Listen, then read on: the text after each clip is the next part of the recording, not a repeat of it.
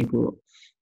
Struktur papernya ya untuk artikelnya, jadi judul, kemudian nama penulis, kemudian pekerjaannya atau lembaga si penulis, sama terkait dengan alamat emailnya, terus kemudian bawahnya abstrak. Abstrak ini 600 sampai dengan 1.200 kata.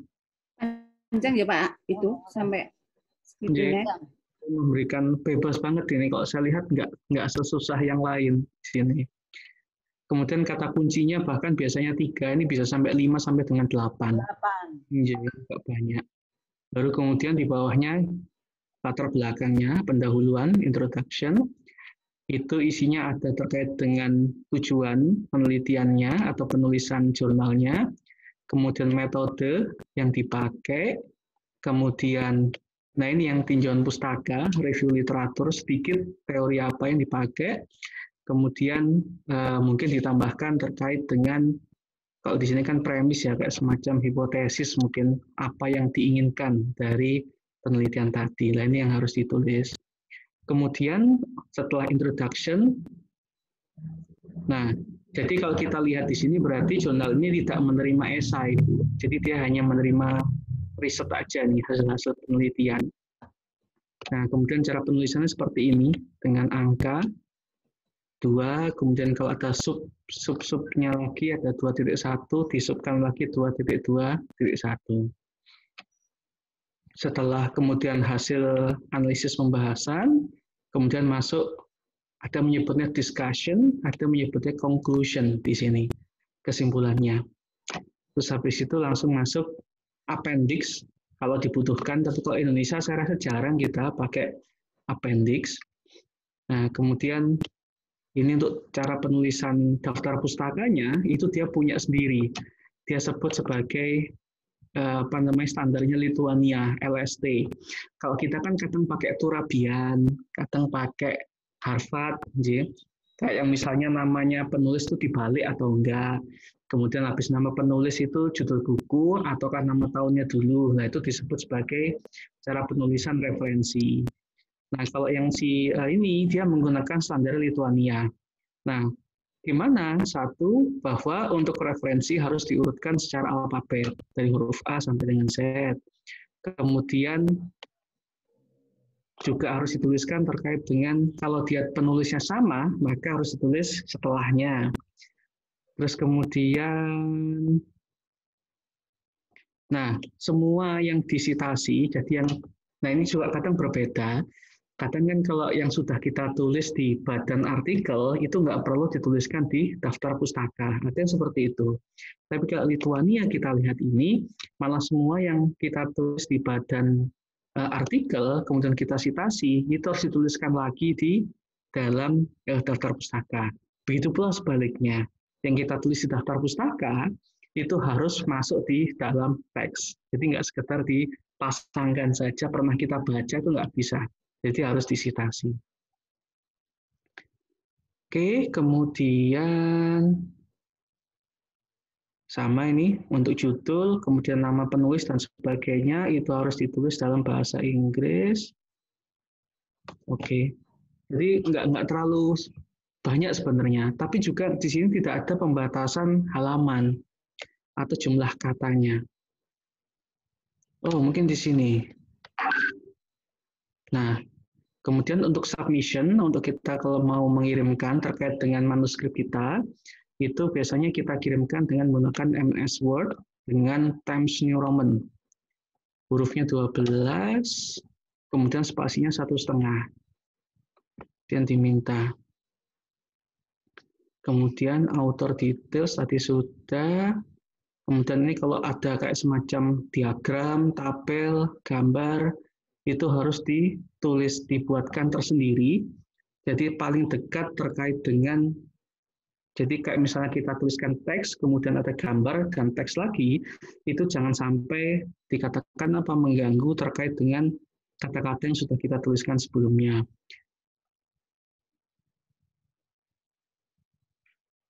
Kemudian harus menggunakan angka Arab, jadi maksudnya menggunakan angka 1, 2, 3 atau ABCD untuk penomorannya, sehingga harus urut dia mintanya. Oke, kemudian Iya, di sini kok tidak ada ya.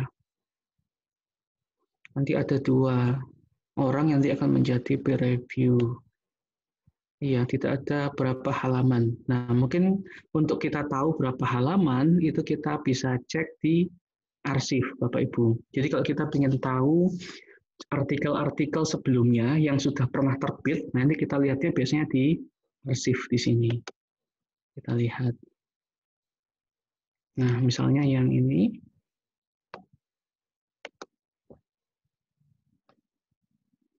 Nah, ini punyanya Bu Sukarmi, sudah terbit.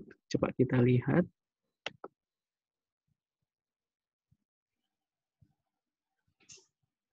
Beliau sendiri belum tahu mungkin ini kalau sudah terbit.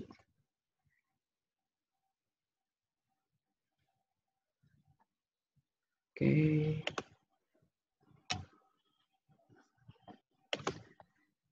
Nah, nampak Bapak Ibu, J? Kelihatan, J? Iya. Nah, ini halamannya cuma 14, Bapak Ibu. Bahkan ada itu yang apa namanya?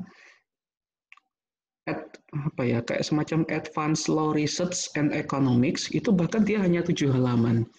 Nah, sehingga kalau memang nggak ada pembatasan, itu biasanya paling tidak maksimal 20, tapi kalau bisa dimampatkan maksimal 15 halaman. Jadi jangan lebih.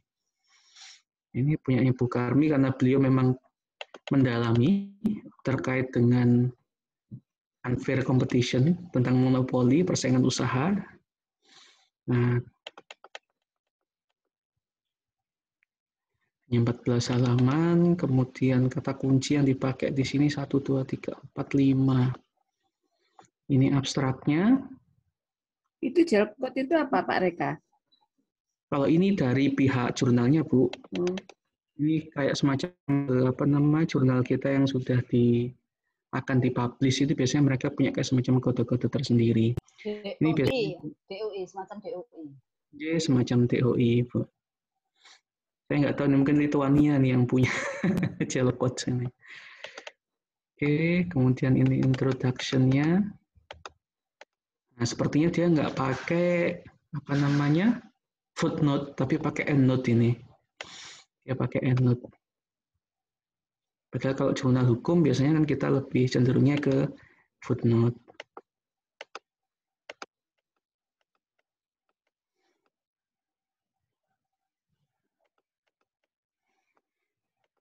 Sebenarnya yakin saja loh Bu, dicoba. Pasti nanti kan ada masukan-masukan dari peer review-nya nanti. Dicari yang gratis seperti ini misalnya. Nah, dan yang paling disukai untuk jurnal-jurnal Scopus, itu kalau kita mengutip, Bapak Ibu, itu diusahakan kita jangan hanya mengambil dari literatur.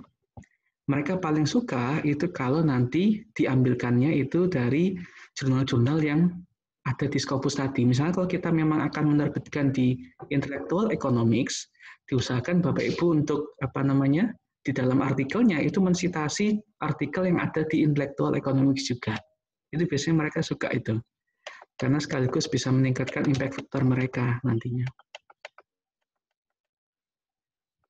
Masih introduction, bentar, coba saya ingin lihat methods-nya. Ada nggak ya? Methods.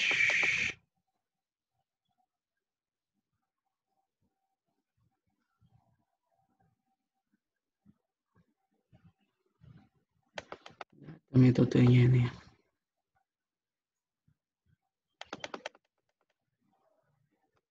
Oke, ini untuk rumusan masalahnya.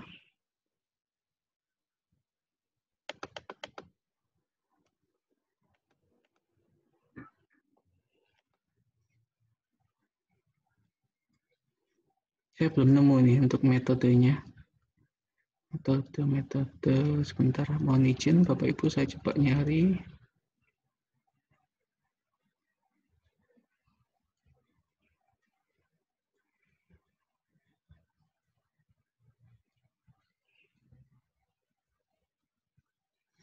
Nah, juga kalau untuk paper internasional, mereka paling suka kalau ada kasus Indonesia, itu kita masukkan. Atau putusan pengadilan, nah itu mereka biasanya suka. Seksi. Nggak ada metodenya ya.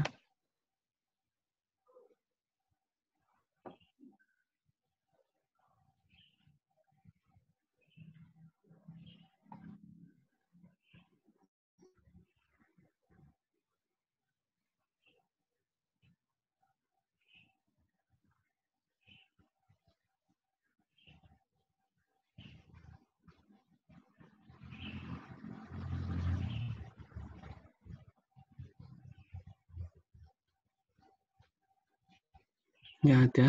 Bahkan tidak ada subbab di sini yang dipakai. Langsung conclusion. Nah, ini yang berarti yang dipakai, yang disebut sebagai Lithuania untuk cara penulisan referensinya. Jadi, menggunakan yang pertama adalah harus dibalik. Berarti di sini kan ini seharusnya kan Huala Adolf, ini harus dibalik. Adolf dulu, kemudian ininya apa? Untuk nama pertamanya dituliskan huruf.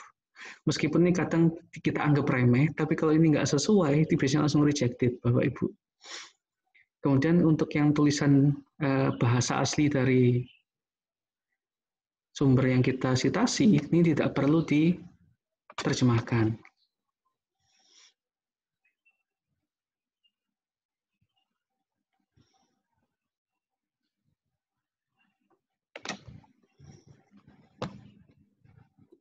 Ya, mungkin ini seperti itu, Bu Nur. Ini contohnya. Atau mungkin saya coba cari punyanya Pak almarhum Pak Jazim. Sebentar. Mohon izin. Saya cek dulu.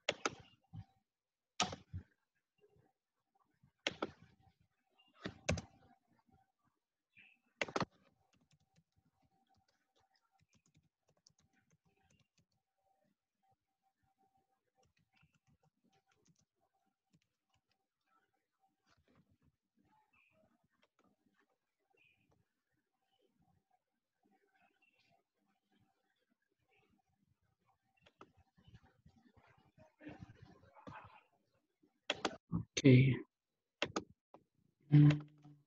Nah, ini yang punyanya Pak almarhum Pak Dr. Jazim. Beliau menerbitkan di Pertanika. Waktu itu beliau pada saat pengajuan guru besar.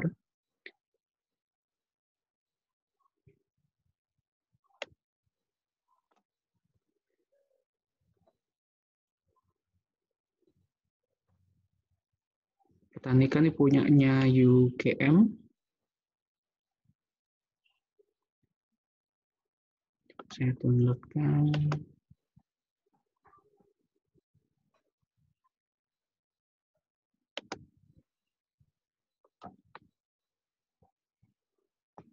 Oke. Ini juga 14 halaman, hampir sama dengan yang tadi.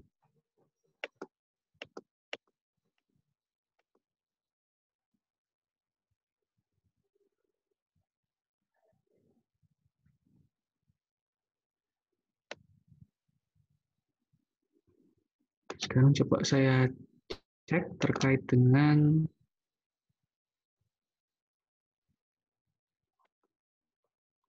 tulisannya, submission guideline.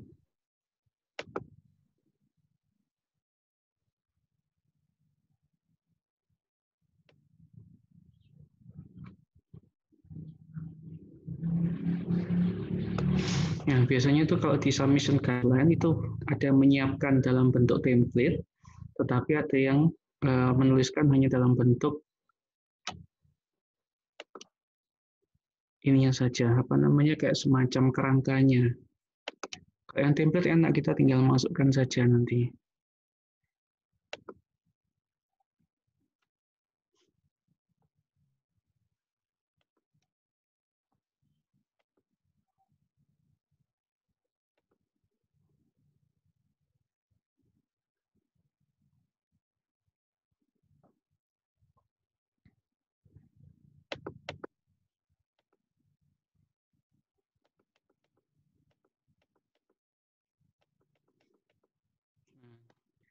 Kalau di Pertanika yang almarhum Pak Dr. Jasim tadi, dia nggak boleh lebih dari 6.000, Bapak Ibu. Kemudian 80 referensi, kemudian abstraknya itu tidak boleh lebih dari 250 kata.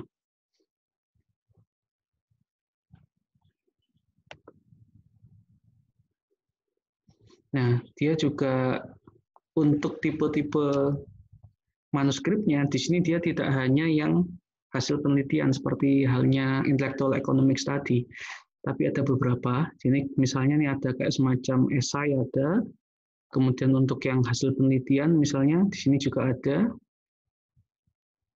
Nah, kalau hasil penelitian maka di sini untuk sistematikanya ada introduction, kemudian metode, kemudian hasil penelitian, kemudian discussion ini sama dengan conclusion.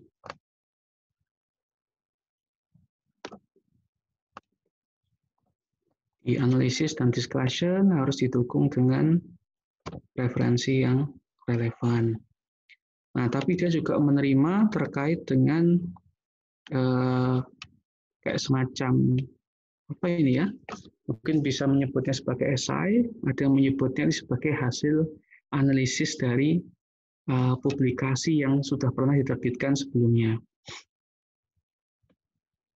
Jadi misalnya kita mengkritisi terkait hasil penelitiannya dari WHO atau mungkin UNESCO, dan dia menerima terkait dengan hal tersebut.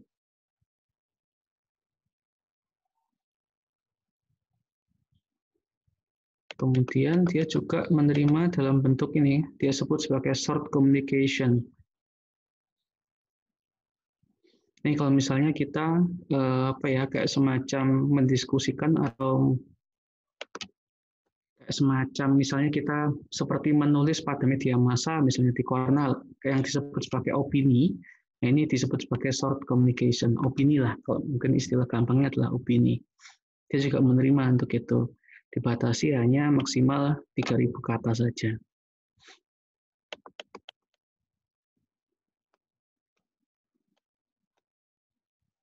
Untuk bahasanya bisa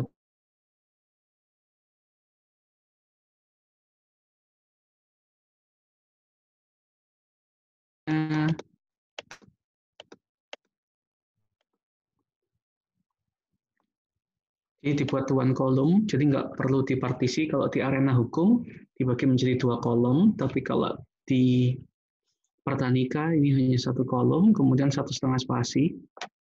Untuk hurufnya sama, 12. Tapi ada yang mengatakan Pertanika ini agak antriannya tuh agak lama, Bu. Kemarin kalau nggak salah itu ada yang mencoba ini sampai setahun setengah mungkin ya, itu belum ada jawaban. Pak Imam Kuswahyono, beliau mencoba di sini 1,5 tahun katanya, itu belum ada jawaban sehingga beliau tarik artikelnya dipindahkan ke tempat lain. Betul Pak Reka, teman-teman dari UIN rata-rata dari Pertanika skopusnya dan kadang ada malah sampai 2 tahun. Dari Fakultas Syariah memang dari Pertanika semua itu. Sangat panjang antriannya. Untuk struktur sistematikanya, judul, kemudian identitas penulis, nama, kemudian alamat, termasuk alamat email dan sebagainya. Contohnya misalnya seperti ini, judul, kemudian nama penulis, kemudian institusi, kemudian alamat emailnya. Dan ditentukan siapa yang nanti akan menjadi corresponding author. Nanti yang dihubungi siapa nanti, misalnya Bapak Ibu menulis per 3, Nah, siapa salah satu yang ditunjuk sebagai corresponding author untuk membantu. Kemudian setelah nama masuk pada abstrak di sini. Hanya satu paragraf, keyword sama, hampir sama. Kemudian nggak boleh lebih dari 8. Terus diurutkan alfabet. Tapi kalau Indonesia bahasa Malaysia hampir sama dengan kita ini. Kalau kita bahasa Indonesia kan harus nulis 2 abstrak, bahasa Inggris maupun bahasa Indonesia.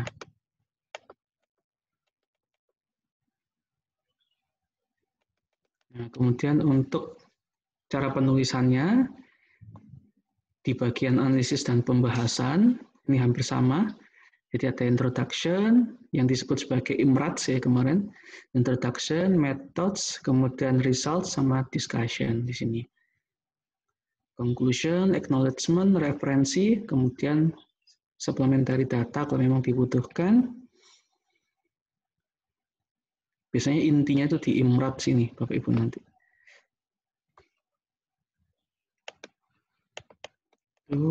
Kemudian ini kalau misalnya ada tabel, tapi biasanya kalau orang hukum jarang kita. Tabel. Kalau figur ini biasanya kayak semacam bisa foto, bisa gambar, kadang cara penulisan rumus dan sebagainya. Nah, ini aku juga perlu ditambahkan acknowledgement. Siapa Bapak Ibu, kemudian kadang di bidang apa, kemudian riset-riset apa yang pernah dituliskan, nah yang dituliskan di acknowledgement, kemudian daftar pustakanya.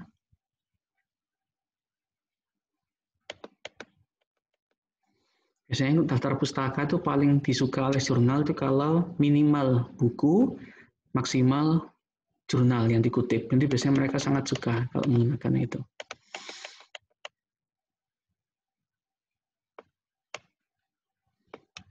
Mungkin itu Bapak Ibu untuk contoh jurnal-jurnal Scopus ya yang pernah diterbitkan sebelumnya. Baik, saya mulai dulu kuliahnya. Assalamualaikum warahmatullahi wabarakatuh. Selamat pagi, selamat semua. Ngapunten tadi saya mau karena ada pertanyaan terkait dengan bagaimana contoh gaya selingkuh katanya Pak Jamil ya. Tapi kalau katanya orang jurnal gaya selingkung ya, bagaimana sistematika jurnalnya dan yang dibutuhkan di dalam penulisan jurnal. Nah, mungkin saya akan izin untuk share screen untuk materi pada pagi hari ini.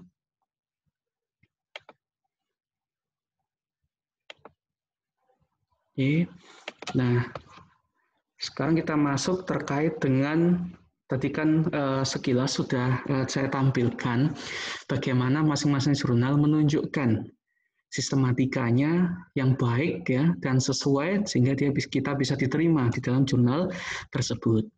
Nah, bagus di dalam jurnal selain bagus dalam hal judulnya, kemudian abstrak ya, ini memang pasti itu akan menjadi perhatian pertama itu bagi dari si reviewer.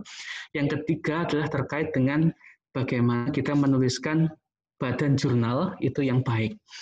Yang tadi coba disingkat itu sebagai IMRAT tadi, introduction, methods, kemudian result, ya, and discussion. Nah, salah satunya adalah terkait dengan tadi kan juga yang di intellectual economics itu meminta bagaimana kita melakukan review literatur di sini, ya. Nah, bagaimana kita bisa membentuk terkait dengan IMRAT tadi secara baik? Nah, ini coba sedikit saya coba berikan ya bagaimana kita bisa menuliskan jurnal body lah kalau kita anggap. Nah, karena kan kalau kita ingin menuliskan terkait dengan jurnal kan kadang Bapak Ibu juga khawatir terlebih dahulu ya. Nah, sehingga bisa saya coba narasikan di sini ya, gambarkan di sini ya, ini yang kita pikirkan. Waduh, jurnal Scopus wangil misalnya ya. Waduh, jurnal Sinta 2 sulit misalnya ya. Wah, teman-teman ada yang 2 tahun kok nggak diterima-terima, apalagi saya. Nah, itu kan sehingga ngumpul sampai sebanyak ini kita nggak nulis-nulis jurnal. ya. Nah, padahal misalnya yang akan kita tulis ya, kemudian kita omongkan setiap hari, kemudian kita tulis ya, nah itu bisa menjadi sebuah jurnal sebenarnya. Nah, sehingga sebelum kita menuliskan sebuah jurnal, paling tidak apa, berarti di sini ada beberapa hal yang bisa kita tuangkan nantinya. Sehingga bukan dituangkan dalam bentuk kekhawatiran,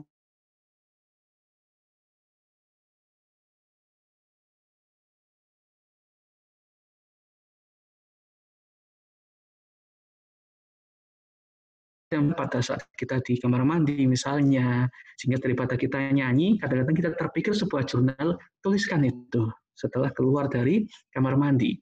Ada yang mengatakan pada saat kita masak, misalnya ibu-ibu ini terutama, tiba-tiba terpikir ya sambil masukkan bumbu, ya, wah iya, saya punya ide jurnal seperti inilah.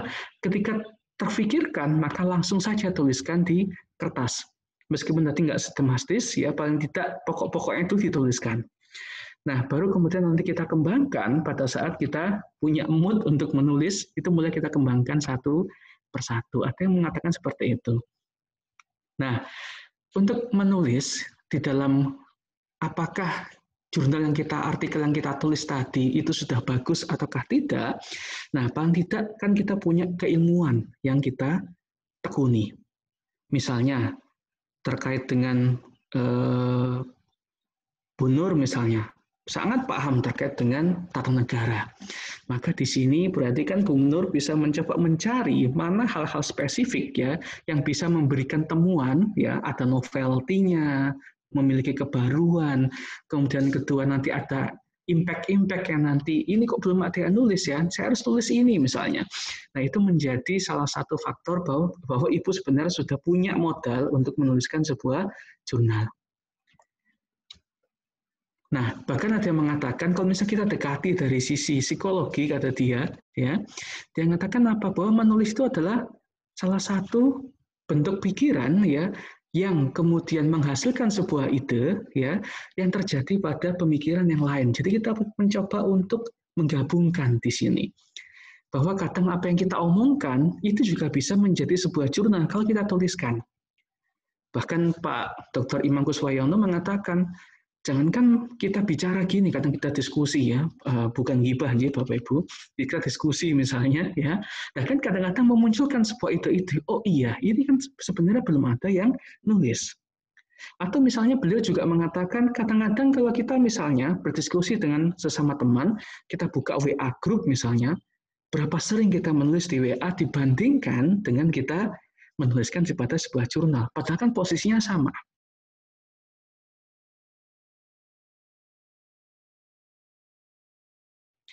Nah, gimana caranya sesuatu yang muncul di benak kita, kemudian kadang kita tuliskan dalam sebuah WA misalnya, itu bisa menjadi sebuah jurnal. Atau mungkin ketika Bapak Ibu berkomunikasi satu dengan lain, ya, misalnya saya misalnya ketemu dengan Pak Jamil misalnya, ya, kita ngobrol, ya, mulai 1, 2, 3, 4 ide misalnya. Nah, kadang-kadang itu ada ide yang ada di benak kita, loh, oh iya Pak, ini kan belum ada yang nulis misalnya. Nah, itu bisa memunculkan sebuah ide. Nah, bagaimana itu kita menuangkan? Nah, misalnya kita lihat seperti ini. Ketika kita sudah menuliskan, ya sudah kita anggap, wah, saya sudah 3 hari 3 malam nggak tidur, berpuasa dan sebagainya. Saya untuk apa? Untuk bisa menuliskan sebuah jurnal yang baik. Ya, dituliskan ya, wah ditulis 3 hari 3 misalnya saya gambarkan mirip dengan mobil Lamborghini ya. Wah, ini sudah the best lah ya. Ini Lamborghini ya, pasti mahal ya, berarti kualitas jurnal saya pasti bagus. Wah, nanti kalau saya submit ke jurnal ini pasti diterima. Nah, tetapi kemudian ketika dikirimkan oleh si editorial board-nya, dewan editor dari jurnal tadi, reviewernya lihat kok kayak mobil kuno katanya, ya. Nah, kok cuma gini-gini aja Pak ya? Waduh, kita langsung frustrated ya, kita langsung frustasi. Waduh, saya sudah 3 hari 3 malam pengen menuliskan jurnal yang baik ya, tapi reviewer hanya melihat seperti ini. Nah, sehingga misalnya kita lihat dari tipe-tipe sakit kepala yang mungkin Bapak Ibu pernah alami, J. Nah, Pak Jamil seringnya yang mana ini? Yang sinus, apa yang migrain, ya, stres. Nah, kalau paper review itu sampai mulai atas sampai bawah itu merasa sakit Bapak Ibu. Ya, temakan seperti itu. Sudah kadang kita yakin ya ternyata nggak memenuhi ya katanya si reviewernya. Tolong ini major revision katanya. Waduh sudah ya stres padahal kita nunggunya kadang bukan hari ini ngirim besok dikirimkan ya. Kadang malah kita ketika Bapak Ibu konsultasi nih sama dosen pembimbing sama promotor misalnya dikirim hari ini nggak kembali seminggu aja sudah bingung ya. Dikembalikan ternyata cuma ditulis apa namanya hanya salah kata katanya ya. Seharusnya jangan tulisan cash flow, jangan pakai H tapi diganti F dan sebagainya. Tapi ternyata di pertemuan selanjutnya salahnya sampai major revision. Nah, salah pun di Indi ya kan ya. Nah, sehingga kalau misalnya saya gambarkan seperti ini ya, seperti inilah pusingnya ya, lebih dari hipertensi, lebih dari stres, lebih dari migrain karena satu kepala itu mengalami sakit. Nah, sehingga bagaimana cara hal-hal yang mudah ketika Bapak Ibu akan mencoba menuangkan terkait dengan sebuah artikel yang baik nantinya. Nah, di sini misalnya hal pertama yang bisa dilakukan adalah melakukan yang disebut sebagai literatur review.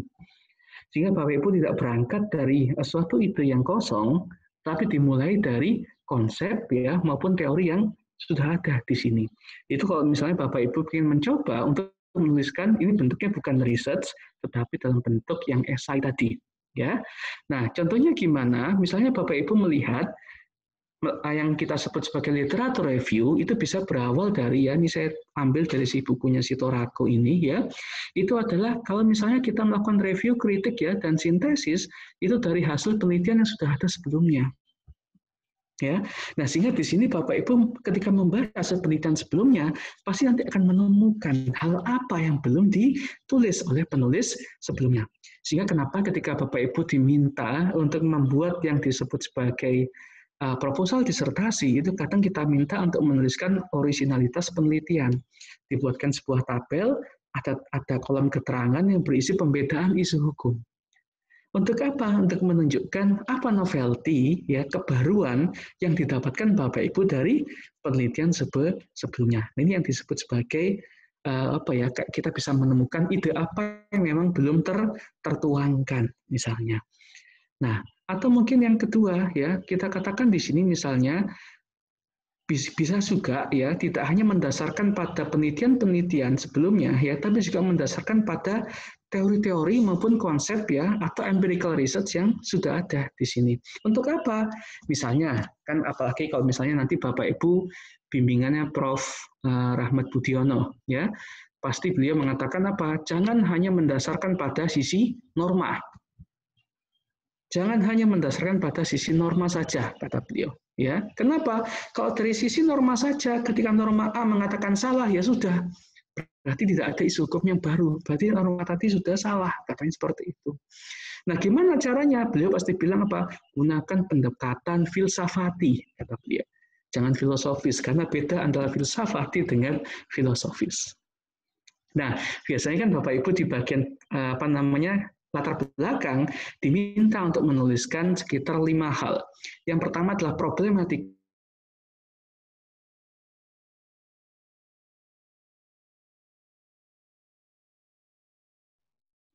Nanti nggak ada suara.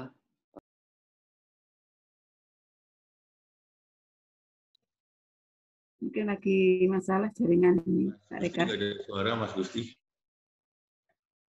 Yang lain bersuara kecuali Pak Reka ya. Problematika historis misalnya, ya dan sebagainya. Nah, tentu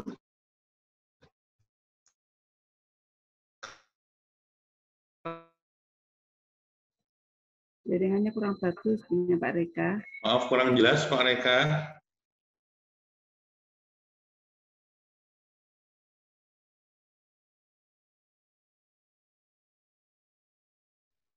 Pak Reka tadi sempat keluar dari kelas ya?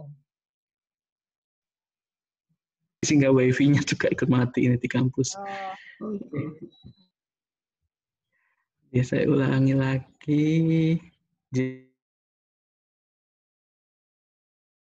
Nah, kalau misalnya Misalnya Bapak Ibu sudah menemukan terkait dengan problematika tadi, sehingga kan biasanya nanti kalau misalnya kita membuat kerangka pikir atau alur pikir, itu paling mudah kan kita letakkan di kolom paling kiri, ya, untuk menentukan bahwa ini memang ada isu hukum. Nah, tunjukkannya gimana? Dengan Bapak Ibu menuliskan ya secara gradasi ya terkait dengan penulisannya adalah problematika tadi, mulai filosofis, yuridis, sosiologis, historical dan sebagainya. Kadang ada ya, kemarin juga disertasi dia menambahkan satu problematika ideologis misalnya. Ya. Nah, dengan cara melakukan ini, ya, kemudian yang kedua adalah mencoba menunjukkan isu hukum apa yang memang muncul dari problematika tadi. Nah, dengan cara kita ini, ya, biasanya apa? Ada satu hal kalau kita menggunakan terkait dengan pendekatan filsafati yang diinginkan apa? Kita harus menemukan, ya, kita harus menemukan sesuatu di sini. Nah, caranya gimana? Bapak Ibu bisa melihat misalnya dengan cara yang kedua, yaitu melihat teori maupun konsep yang sudah ada. Apalagi masih berupa konsep atau hipotesis yang masih membutuhkan sebuah pembuktian lanjutan di sini. Nah, maka di sini misalnya Bapak Ibu pernah membaca bukunya si Thomas Kuhn, ya? Mungkin pernah membaca bukunya Thomas Kuhn yang paradigma, ya, di mana beliau membagi menjadi 3.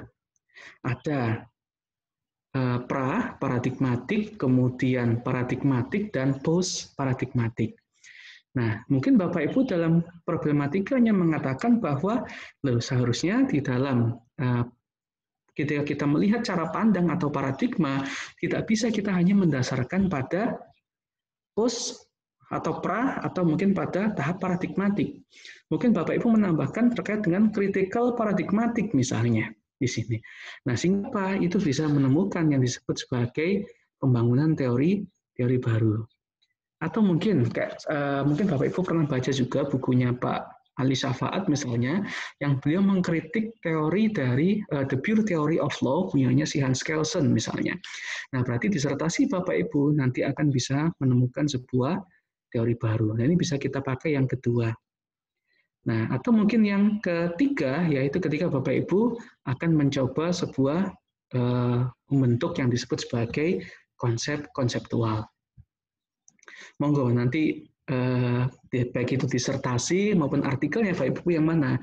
Apakah didasarkan pada hasil penelitian sebelumnya yang sehingga menemukan apa hal yang belum diteliti, atau mungkin berdasarkan pada teori yang ada, diteliti berdasarkan pada konsep maupun empirical research, karena misalnya di lapangan menemukan hal lain ya dari yang teori yang ditemukan misalnya, atau mungkin yang ketiga didasarkan pada konsep yang kemudian konsep tadi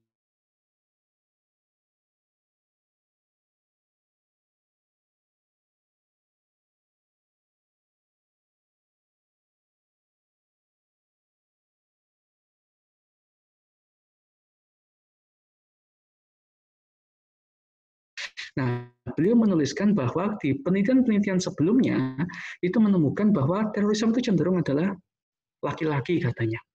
Ya, tetapi kemudian beliau mencoba menggunakan dengan pendekatan feminism legal theory ya sebagai salah satu teori di critical legal studies ya yang mengatakan bahwa sekarang sudah wanita itu cenderung dia juga bisa menjadi seorang teroris di sini. Nah, bahkan salah satu teori apa yang beliau kembangkan konsepnya itu yang disebut sebagai Lone Ranger. Ya, yang kemarin yang sempat menyerang di Mabes Polri saat itu, sehingga muncul apa? Ternyata wanita itu bisa menjadi, dia bisa secara individu melakukan tindakan terorisme. Nah, sehingga hal inilah yang kemudian mencoba untuk melakukan sebuah temuan ya dari konsep-konsep yang sudah ada sebelumnya. Oke. Nah, ada beberapa hal sebenarnya yang bisa ya dari sisi pendekatan yang kita gunakan ya pasti nanti akan menghasilkan terkait dengan metode maupun luaran penelitian yang nanti akan berbeda di sini. Nah, terkait dengan tujuan ya dari literatur review, kemudian conceptual framework maupun theoretical yang nanti akan Bapak gunakan ya, nanti pasti ada luaran apa yang nanti akan dihasilkan dari disertasi maupun artikel penelitian yang nanti akan dibutuhkan misalnya. Nah, misalnya kalau Bapak Ibu salah satu misalnya ingin mencoba untuk membuat sebuah riset ya yang mengkritisi atau mencoba untuk menganalisis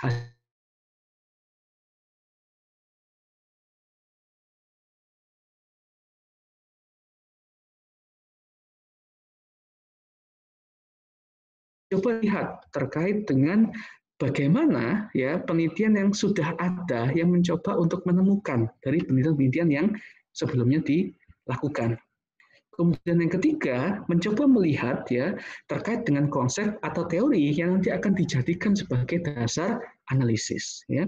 Sehingga kita bisa gunakan yang to build a foundation using a previous work di sini ya.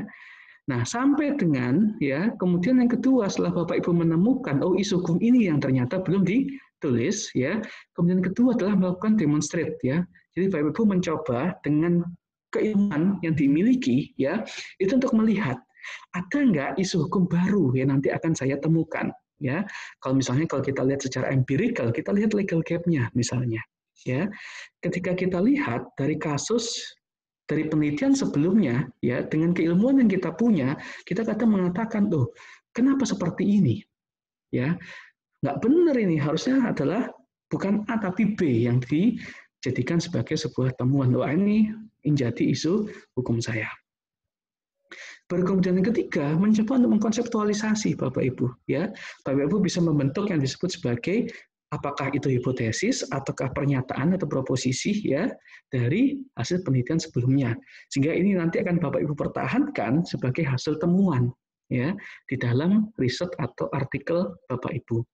Kemudian sampai dengan apa? Mencoba mengklarifikasi ya asumsi-asumsi yang sudah dibuat oleh Bapak Ibu.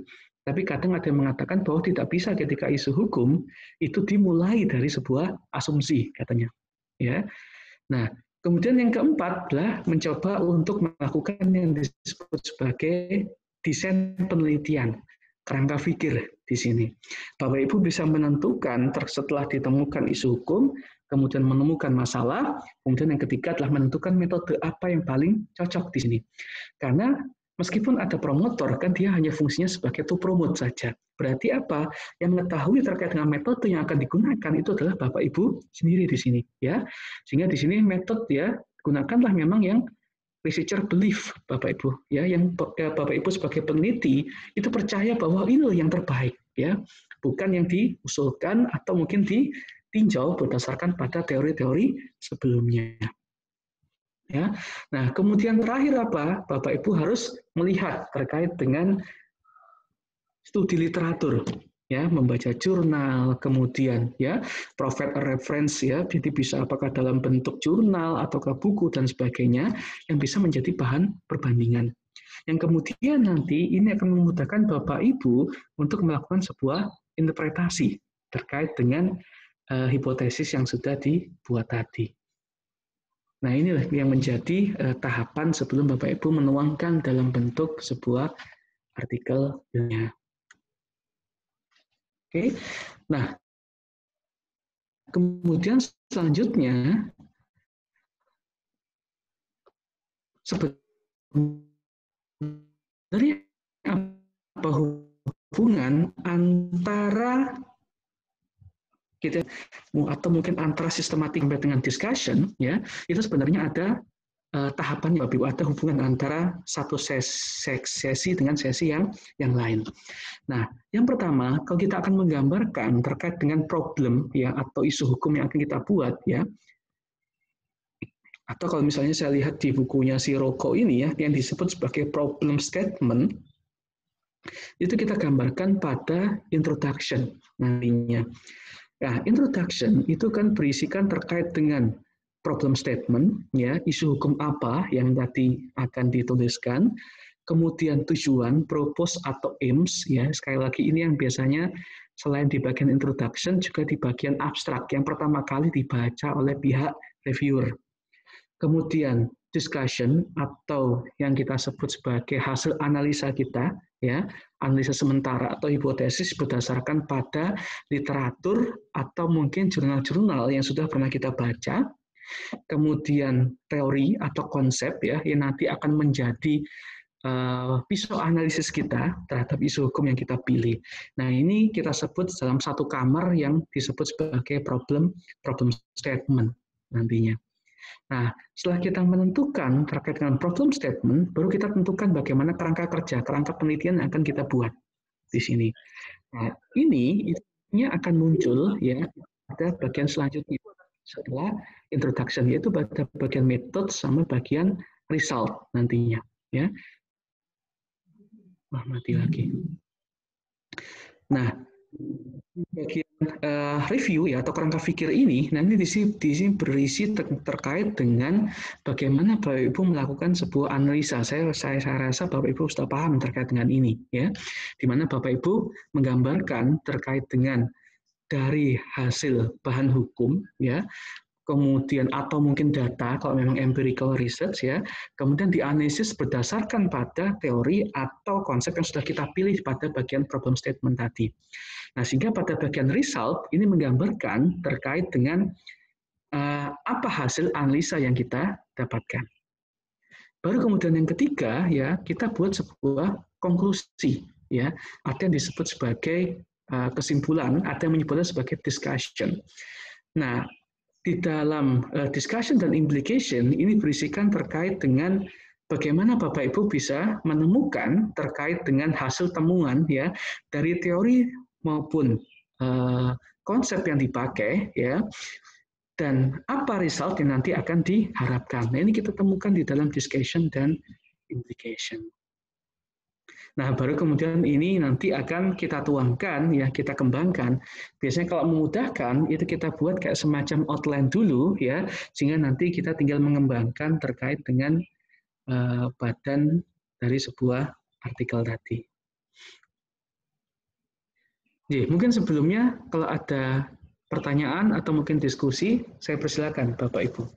Mungkin saya maaf Pak Jamil, ini saya menggunakan bahasa Eropa Timur dulu, sementara. Monggo Bapak Ibu yang ingin diskusi. Izin Pak Reka. Silakan Pak Jamil. Iya, saya itu kan masih belum akrab dengan jurnal. Selama ini saya lebih banyak menjadi kutu buku, bukan kutunya jurnal. Barangkali Pak Reka bisa memberikan arahan ke saya, jurnal-jurnal yang berkaitan dengan hukum administrasi, baik yang berbahasa Indonesia maupun berbahasa Inggris. Anggap saja tahu bahasa Inggris lah. Itu jurnal kampus mana atau jurnal apa gitu untuk bisa saya ini. Terima kasih Pak Reka. Terima kasih Pak Jamil. Kalau terkait dengan jurnal, sebenarnya kan untuk yang khusus ya, sebenarnya memang jurnal semakin specifically itu akan semakin bagus Pak. Karena biasanya nanti kalau misalnya dinilai di akreditasi jurnal itu akan semakin bagus. Nah, untuk memudahkan memang untuk kita mengidentifikasi mana memang jurnal yang ya khusus di bidang administrasi negara, itu bisa kita lihat pada focus and scope. Biasanya ada di pojok sebelah kiri setelah kayak semacam editorial board-nya, dan di sebelahnya itu biasanya ada focus and scope. Nah, akreditasi jurnal itu kadang-kadang dia akan semakin bagus. Itu kalau focus and scope-nya itu dituliskan di online jurnal sistemnya di bagian depan, ya, dan kemudian semakin spesifik. Nah, kalau untuk yang mencari yang khusus di bidang administrasi, sampai saat ini saya rasa saya belum menemukan untuk itu, Pak. Mungkin Bapak Ibu yang lain mungkin ada, ya. Kenapa? Karena saat itu kan ketika kita belum beralih ke OJS, itu sampai sekarang kita agak kesulitan kalau menerbitkan jurnal hanya sangat spesifik. Ya, mungkin Bapak Ibu yang pernah mengelola jurnal, kenapa? Kalau semakin spesifik, berarti apa? Tulisan yang masuk kepada kita itu akan semakin sedikit. Karena kalau misalnya kita dan sebagainya, dia nggak bisa input ke kita. Nah, sedangkan jurnal ini ketika hanya menunggu yang administrasi, ketika kita dikejar harus segera deadline terbit, ya, dan nggak segera terbit, nah ini bisa akreditasinya bisa dicabut Pak Jamil. Tapi paling tidak, menurut saya itu hampir semua jurnal hukum itu menerima Pak untuk administrasi. Sebagai contoh misalnya jurnal yang dulu pernah saya kelola di Brawijaya itu, Arena Hukum misalnya. Coba mohon izin saya coba tunjukkan template maupun ini arena hukum.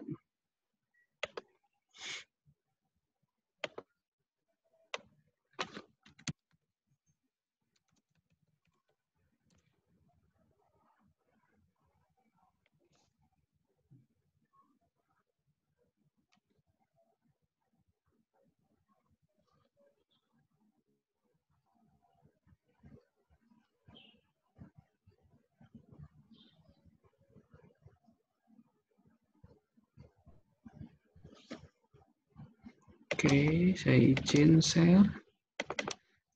Misalnya ini Pak Jamil. Nah, di sini kan ada yang about ini, Pak Jamil. Nah, biasanya ada scope-nya, Pak. Nah, ini misalnya. Wah, ini juga pakai bahasa Inggris Timur ini, Pak. Ya, nanti coba saya sarankan untuk ada bahasa Madura di sini. Nah, ini Pak, salah satunya dia ada administrative law. Nah, berarti misalnya Bapak tertarik, nah ini bisa silakan diterbitkan di arena hukum. Nah, ini dia fokus and scope-nya dia administrative law. Nah, supaya misalnya untuk memudahkan, nah kebetulan untuk kami ya di arena hukum ini saya bukan jadi marketingnya Pak, ini cuma menerangkan saja. Nah, untuk arena hukum, ini kita buat semudah mungkin untuk para penulis, Pak. Gimana caranya? Bapak misalnya bisa lihat di sini, terkait dengan, nah, informasi untuk si penulis, Pak. Information for author. Nah, di sini ada petunjuk, seperti yang jurnal-jurnal internasional yang tadi, ya, petunjuk bagi penulis. Nah, dan untuk paling memudahkan lagi, ini kita buatkan template, Pak. Nah, sehingga nanti untuk penulis, ini tinggal download aja. Nah, nanti di dalam itu tinggal Bapak ganti aja kata-katanya, diisi saja dengan artikel Bapak. Sehingga nggak perlu merubah lagi dan itu sudah sesuai dengan template-nya. Jadi misalnya ketentuan di gaya selingkungnya tadi, misalnya di arena, untuk judul misalnya ukurannya 13, hurufnya Times New Roman, kemudian bawahnya untuk footnote ukurannya 9 misalnya. Pak Jamil nggak perlu repot-repot lagi menyesuaikan, tapi tinggal dituliskan saja di sana sudah sesuai dengan template-nya. Itu sangat memudahkan. Kemudian yang kedua, kalau misalnya Bapak lebih mudahkan lagi, sekali lagi seperti jurnal internasional yang lain, Bapak bisa lihat di bagian arsip. Nah, arsip. Nah, ini berisikan tentang volume-volume sebelumnya yang pernah diterbitkan. Sehingga Bapak mungkin bisa melihat di sana gampang ataukah tidak. Nah, kebetulan untuk arena ini terakreditasi di Sinta 2. Dan sekarang juga masih, kalau nggak salah, masih proses untuk akreditasi kembali, karena ini sudah habis sebenarnya. Tahun ini akan habis pada bulan Oktober. Nah, sehingga kita harus mengajukan kembali untuk akreditasi. Mungkin sementara itu, Pak Jamil, untuk cara penulisan jurnal. Dan saya rasa untuk yang bahasa Inggris juga berbeda. Mohon izin, Mbak Rika. Monggo, Bu Juli. Mbak Rika, di biasanya kalau kita mau nulis atau buat cover paper itu ada semacam template, itu tulisannya begini, satunya ada juga di sana method. Pertanyaan saya itu method di sini adalah method untuk penulisannya ataukah method penelitian kalau itu hasil dari penelitian, karena tidak semua yang kita tulis atau kita publish di sebuah jurnal mesti hasil karya penelitian, tetapi mungkin dari kajian pustaka gitu. Jadi method di sini maksudnya method apa? Karena biasanya duduk dengan method gitu aja. Sehingga menurut saya harus menebak-nebak ini. Ya kalau penelitian ya jelas metode penelitian, tapi kalau penulisan lalu bagaimana? Terima kasih. Ngapunten Bu, tadi seperti yang entah ini sinyal saya atau kok putus-putus tadi. Jelas ya? Oke. Begini Pak Rika. Nah, ini baru. Jadi sering bisa dengar suara saya Pak Rika?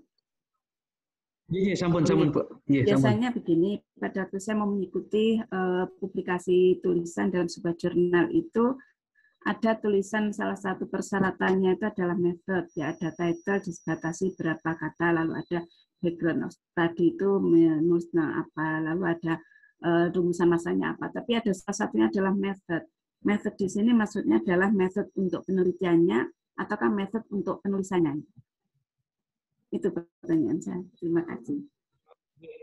Ya, matur nuwun Bu Jundi. Ya, sebenarnya kalau terkait dengan metode tadi, itu kan sebenarnya bisa kita lihat bahwa memang kadang kan juga kalau misalnya paper tadi adalah dari hasil research, itu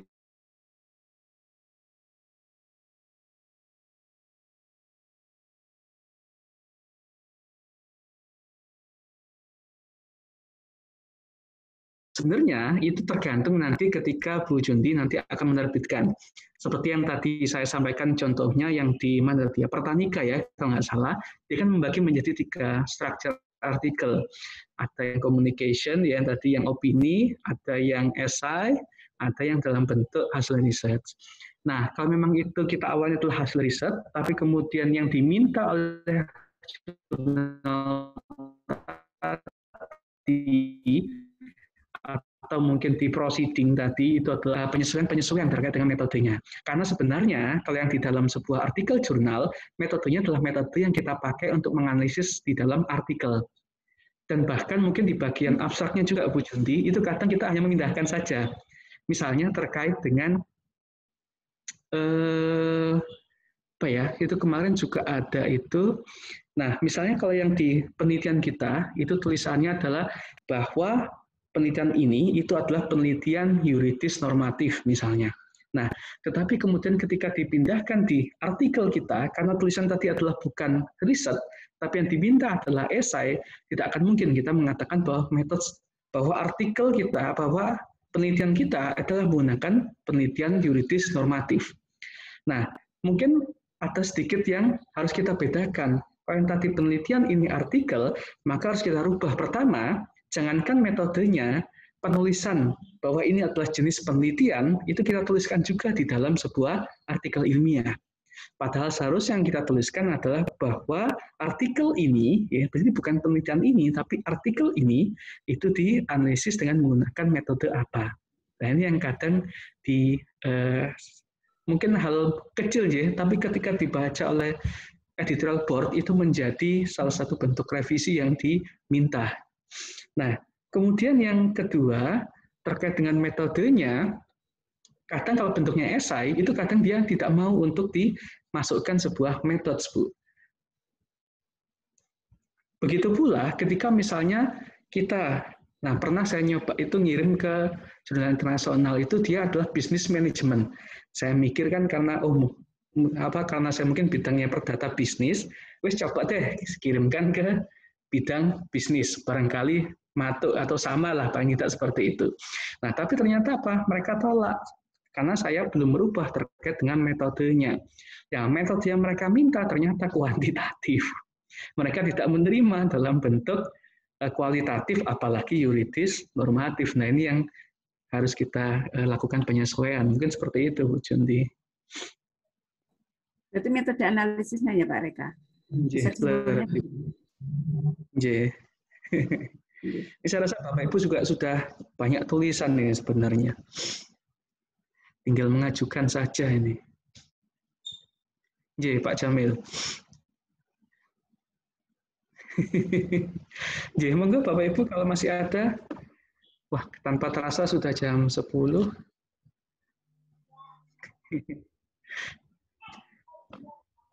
Monggo Bapak Ibu yang lain.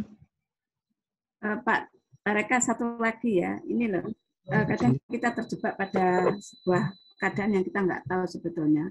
Untuk mengetahui apakah jurnal itu termasuk dalam list predator atau enggak. Saya sudah beberapa kali menggunakan menggunakan aplikasi yang saya lihat di YouTube, tapi juga kok belum maksimal ya maksudnya untuk bisa memahami apakah itu predator atau bukan. Mungkin Pak Reka punya strategi yang lebih istilahnya lebih cepat atau lebih spesifik. Oh ini adalah ciri-ciri jurnal predator, ini enggak, itu gimana Pak? Kalau paling mudah, kalau dulu kan kita sangat dimudahkan ya sebelum ada Skimago saat itu ada Jeffrey Bill ya. Jadi Jeffrey Bill itu dia pasti updating. Ini adalah jurnal-jurnal yang kemudian dikeluarkan dari Scopus atau mungkin ini adalah jurnal-jurnal predator.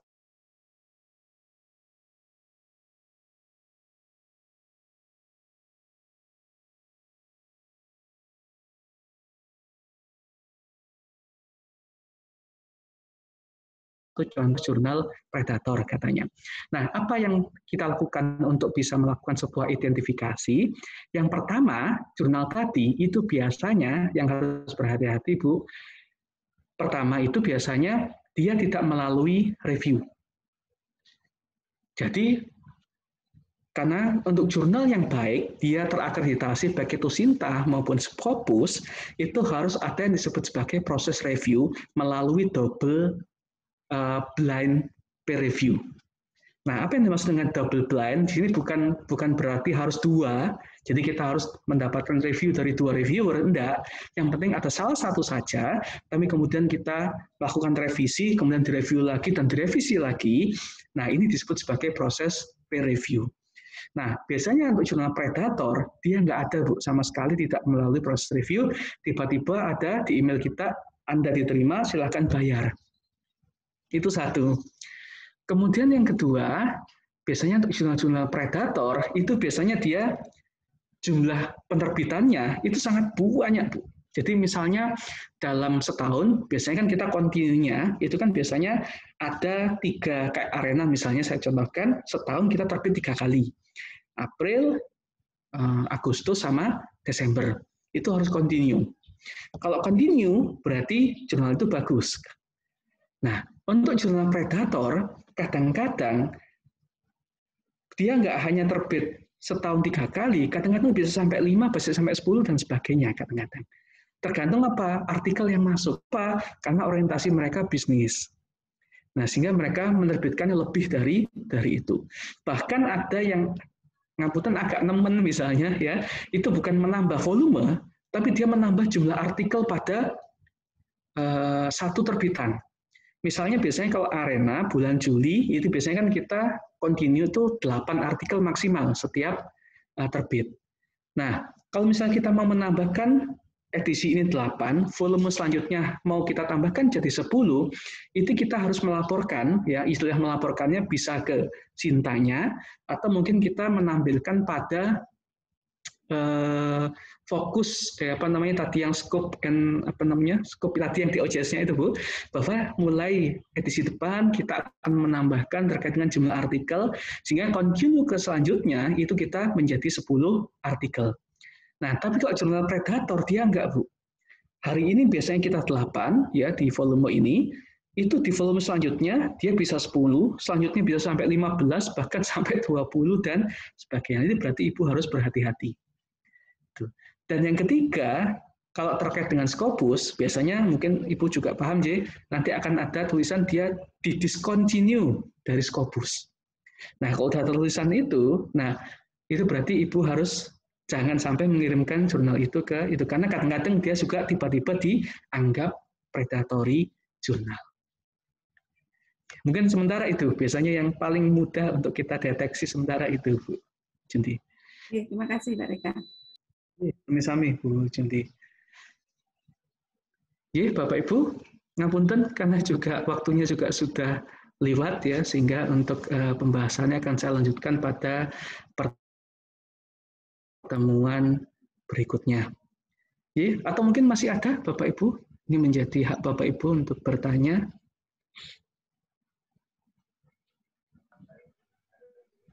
Sampun, kalau sudah, sampai jumpa di pertemuan selanjutnya. Semoga Bapak Ibu bisa sehat selalu.